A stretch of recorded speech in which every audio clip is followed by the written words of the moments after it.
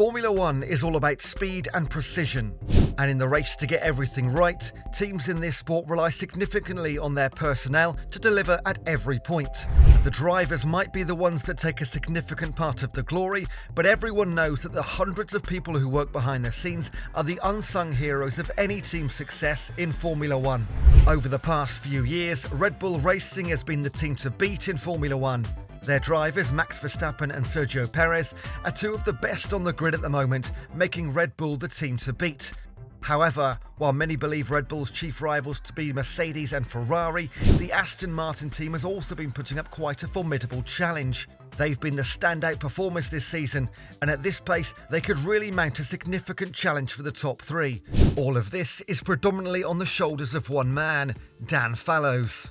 Welcome to F1 Racing Now and today's video, our thrilling Formula One YouTube channel where we take you behind the scenes of the fastest sport on the planet. By subscribing to our channel, you'll unlock a treasure trove of Formula One content, ensuring that you never miss a beat. So, without further delay, hit that subscribe button now and join our passionate community of Formula One enthusiasts from around the globe. Together, let's rev up the excitement and dive into the extraordinary world of Formula One.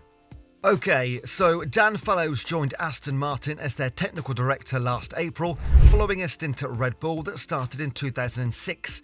He worked as Red Bull's head of aerodynamics since 2014, helping to lead critical components of the team's car design.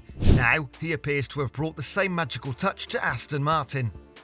Born in 1973, Dan Fallows had a passion for high-speed vehicles early on. He followed this passion, studying aeronautics and astronautics at the University of Southampton.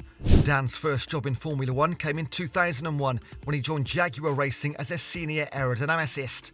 Jaguar Racing wasn't necessarily a top team, but Dan gained good experience and learned the ropes. He stayed with the team until 2005, eventually moving to Dallara as a chief aerodynamicist.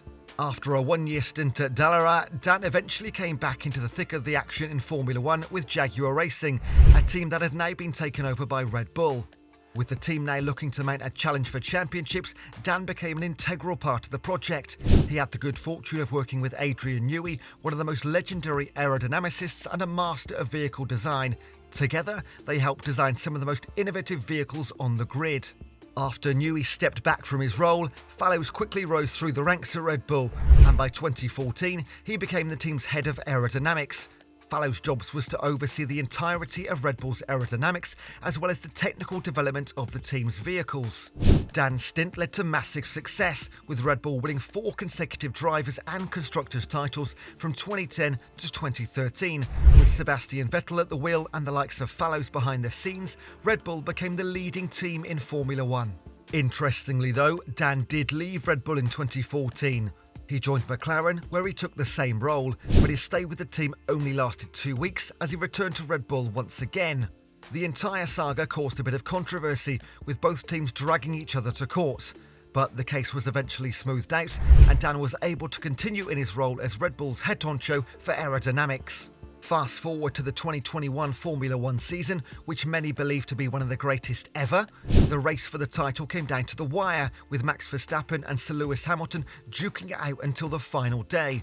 Whilst Verstappen eventually won the championship, there was another shake-up at Red Bull as Dan finally announced that he was leaving the team. At the time, Dan explained that he was looking for a new challenge and he would be looking to explore aerodynamics positions at other teams. He thanked his former employers and began shopping for offers.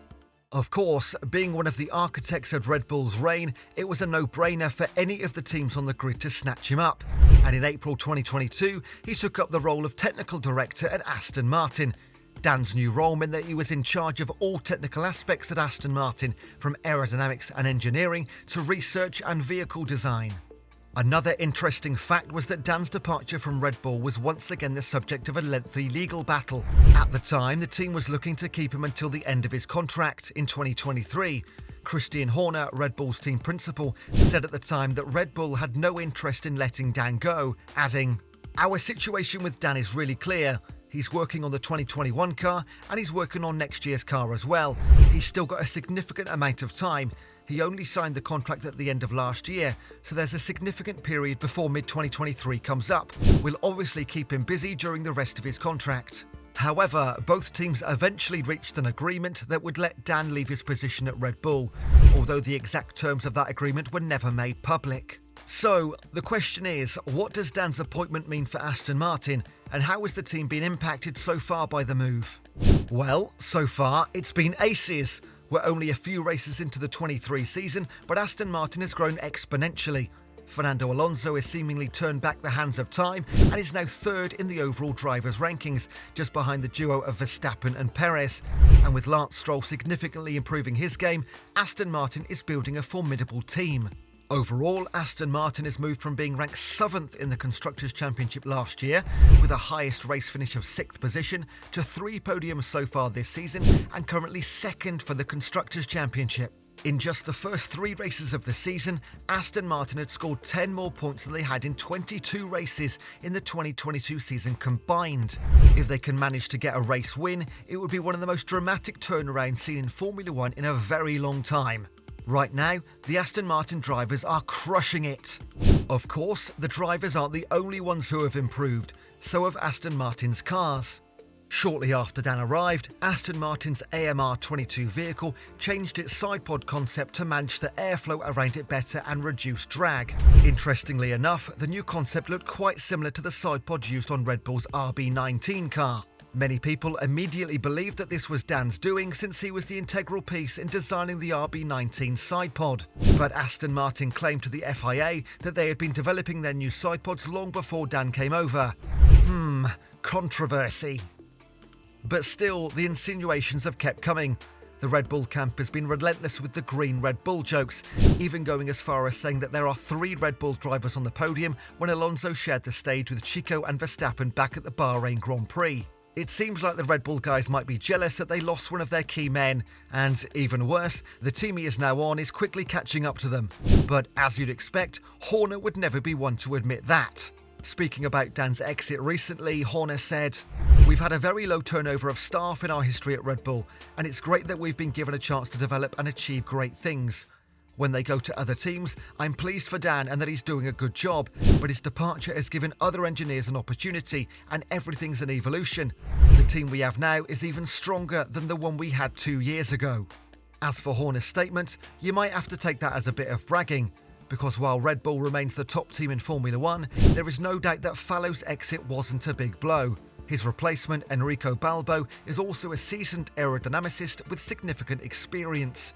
He's worked at Williams Racing, Mercedes and Red Bull all throughout his career, but his experience doesn't trump 20 years and a stint under Adrian Newey. That's really what Red Bull lost. This isn't in any way a slight to Balbo, but his resume just doesn't quite compare with that of Fallows. Even worse for Red Bull is that Aston Martin might not be done with them.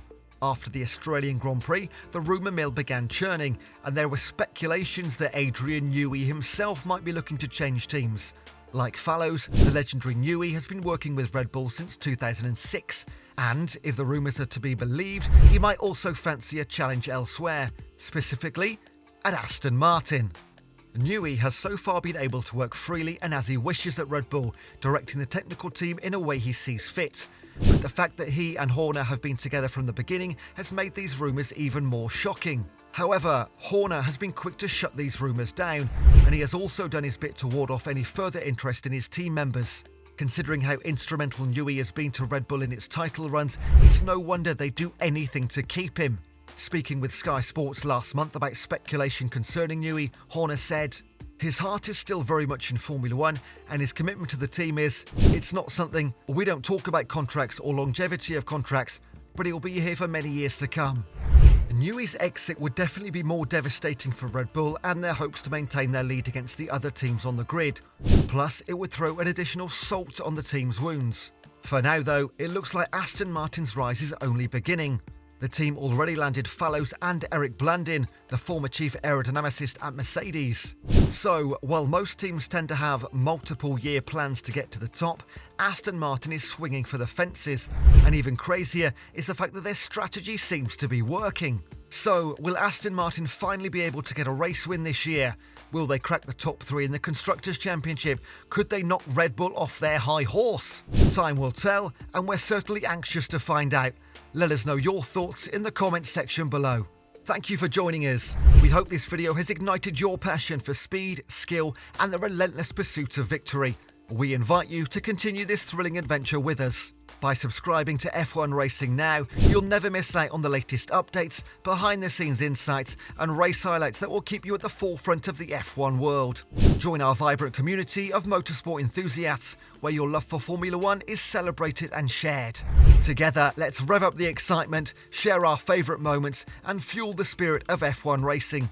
Do remember to hit the subscribe button and turn on notifications so you get all the adrenaline-fueled moments. Thank you again for being part of F1 Racing Now, your inside track to all things F1. Can't wait to see you in the next thrilling video. Stay tuned and keep chasing those checkered flags.